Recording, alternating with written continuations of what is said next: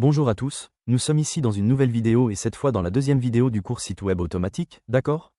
Il est très important que vous entriez ici et que vous soyez nouveau, nous suivons un cours sur les sites web automatiques de 0 à 100, que vous pouvez voir dans la section ci-dessus, d'accord? Sur l'étiquette qui apparaît ci-dessus. Il est important que si vous n'avez pas vu la vidéo précédente, vous la regardiez également pour pouvoir la faire de manière séquentielle tout au long du cours. Rappelez-vous également que ce cours est sponsorisé par Don Dominio, dans lequel il nous a laissé un lien pour que vous puissiez tous profiter d'une réduction de 20% sur dominios.com et Doté, d'accord? Vous avez le lien dans la description et vous devez toujours cliquer là pour l'appliquer. Dans cette vidéo d'aujourd'hui, vous allez voir les techniques que nous utilisons pour trouver des niches, afin que vous puissiez les utiliser avec les techniques que vous connaissez peut-être déjà. De plus, et c'est très important, dans la prochaine vidéo, nous verrons comment exclure ces niches en analysant la concurrence, l'une des étapes les plus importantes lors du choix d'une niche. Je vous recommande également de rester jusqu'à la fin de la vidéo, car nous allons annoncer les 4 gagnants des 4 comptes professionnels Crosswell Tools à la fin de cette vidéo, d'accord? Il est donc très important que vous restiez jusqu'à la fin. Alors, sans rien d'autre à ajouter, commençons la vidéo. Ok, donc la première chose que nous allons voir aujourd'hui sont quelques conseils très basiques que nous devons connaître lors du choix d'une niche pour les sites web automatiques. La première chose est que nous devons être clairs sur le type d'automatique que nous allons utiliser. On peut faire une macro-niche, qui est une très grande niche avec des dizaines ou des centaines de milliers d'URL, et une micro-niche, qui sera, comme son nom l'indique, une niche plus petite. Mais comme c'est automatique, nous allons essayer de faire en sorte que ce sujet contienne plusieurs, quelques milliers, au moins, des mots à longue traîne. Et vous vous demandez peut-être ce qu'est une longue queue? Nous appelons des mots-clés de longue traîne qui sont longs, généralement avec peu de recherche, et c'est important car, comme ce sont des mots avec peu de recherche et longs, ce que nous obtiendrons, c'est qu'il y ait peu de concurrence et que nous atteindrons facilement la première place. Ces types de mots-clés sont parfaits pour créer un site web automatique. Le deuxième conseil est que le site web soit, c'est-à-dire le thème, aussi vertical que possible. Autrement dit, le site web traite d'un seul sujet. Cela nous permettra de rivaliser avec des sites web beaucoup plus horizontaux et ayant beaucoup plus d'autorité que nous. Cependant, comme nous sommes plus verticaux, Google peut comprendre que nous sommes la bonne réponse pour l'utilisateur. Le troisième conseil est que le site web soit rentable, d'accord?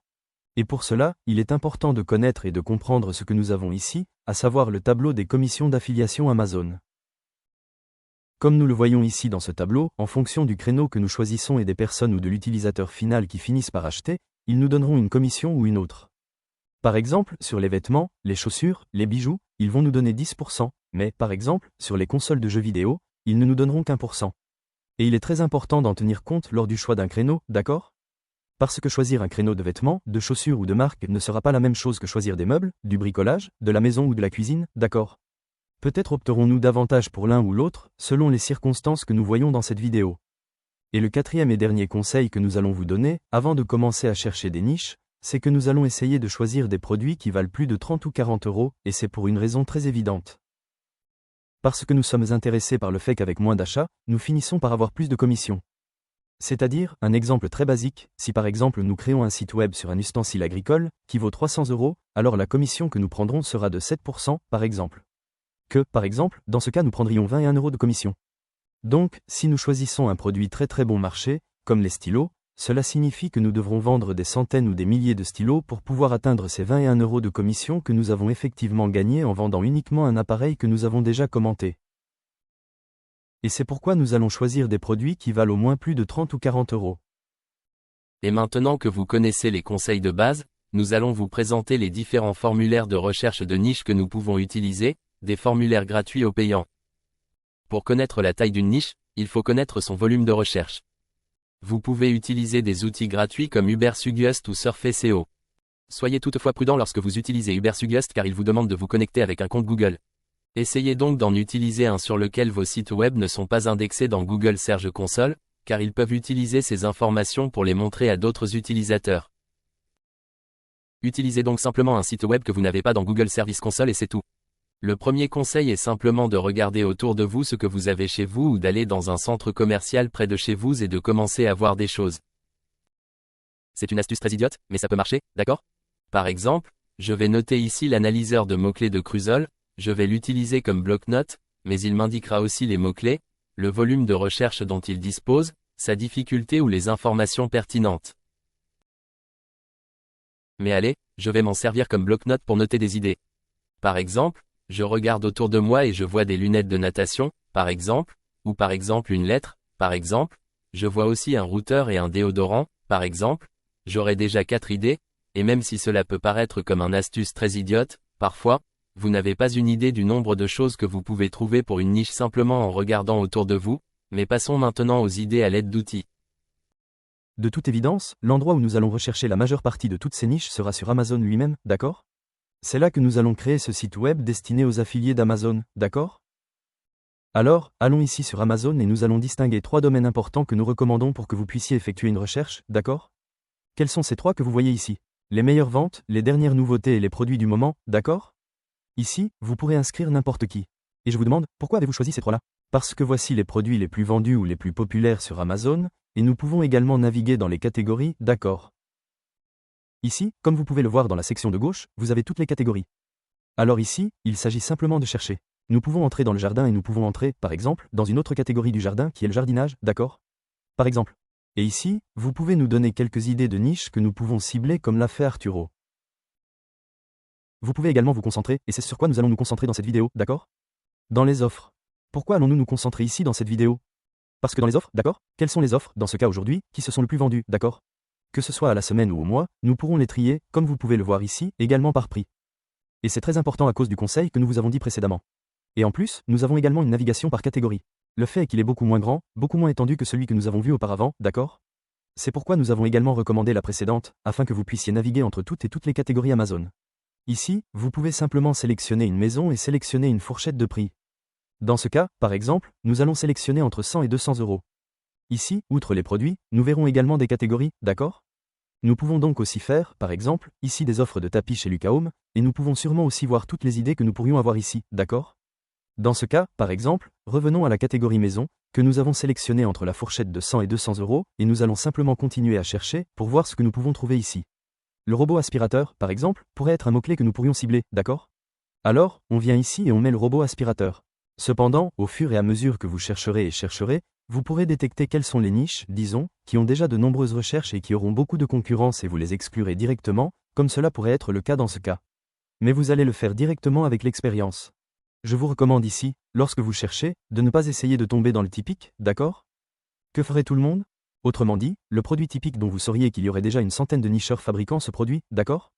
Essayez d'éviter cela autant que possible. Et si vous devez passer plusieurs heures ici à la recherche d'un bon moment? D'accord, nous avons trouvé ici un financement, par exemple, que nous pourrions signaler, souligner, un convertisseur de bureau. Même si je pense que cela n'aura pas beaucoup de recherche, mais soulignons-le aussi, le voilà.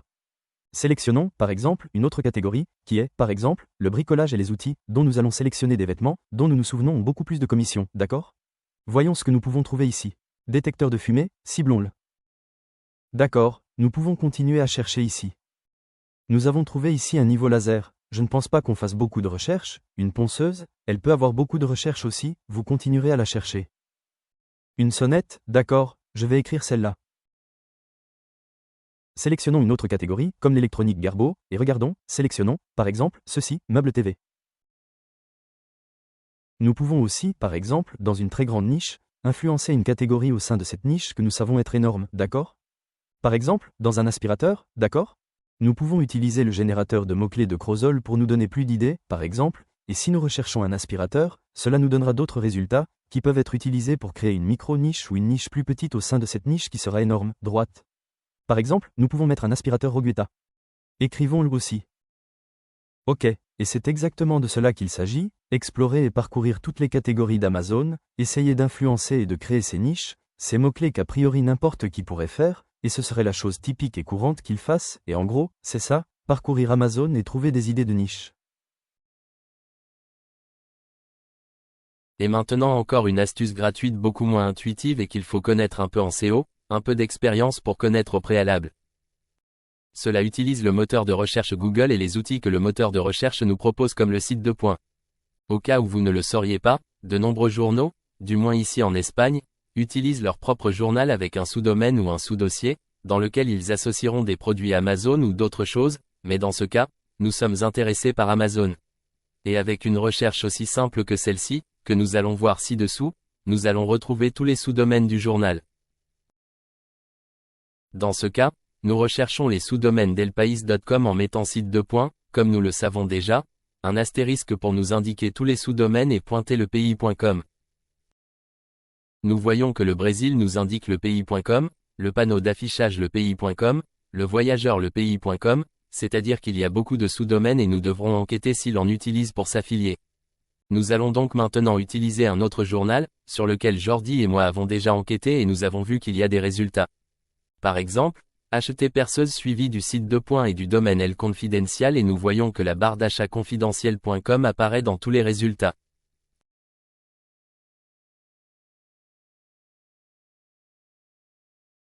Ici shopping, shopping, shopping, vous pouvez donc déjà deviner dans quel format El Confidencial utilise son système d'affiliation, il s'agit du sous-dossier des achats. Par conséquent, c'est aussi simple que d'accéder à une URL, de la copier dans Shopping et de revenir à la recherche. Nous mettons Shopping dans le moteur de recherche et utilisons les guillemets doubles pour nous indiquer le résultat exact, dans ce cas, pour le mot meilleur, car c'est un mot qui est habituellement utilisé pour les niches Amazon. Dans ce cas, nous voyons facilement comment nous avons trouvé les résultats suivants: shampoing, batterie solaire, téléphone portable de milieu de gamme, grille-pain et nous pouvons continuer à télécharger autant que nous le voulons, et nous avons déjà des idées infinies dont nous savons que le confidentiel a utilisé pour établir un certain type d'affiliation. Rappelons donc encore une fois, dans ce cas nous signalons les machines à sandwich, les brosses électriques et les anti-peluches. Par exemple, il y en a quelques-uns mais vous pouvez commencer à chercher, comme je vous l'ai dit, il y en a une infinité ici. Et comme je vous l'ai dit, vous pouvez utiliser ce cercle avec n'importe quel journal, mais pour ne pas vous exciter trop, ce que nous allons faire est de mettre ici sur l'écran et aussi dans la description quelques modèles de recherche pour que vous pouvez les utiliser vous-même et vous avez déjà des idées. Maintenant que j'ai écrit plusieurs idées, d'un simple clic, si nous avons l'abonnement Grovesol, cela ne nous coûtera rien à calculer et il classera les idées auxquelles nous avons pensé par volume de recherche, et nous pouvons maintenant les écarter. Ou rechercher plus d'options avec le générateur de mots-clés que Jordi a déjà utilisé pour trouver des sous-niches au sein de cette niche qui sont plus petites et moins compétitives. Dans ce cas, on voit que le robot aspirateur compte 33 000 recherches sur Google.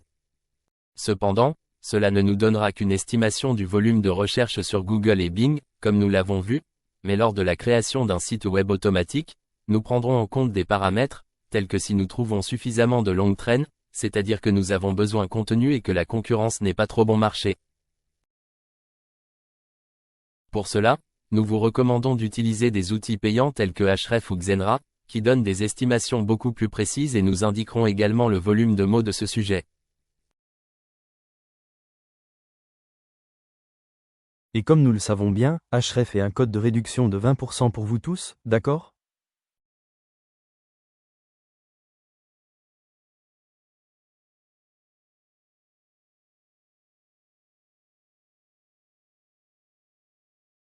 Le code est un cross-sell automatique, tous ensemble et en majuscule, vous le verrez ici, sur l'écran.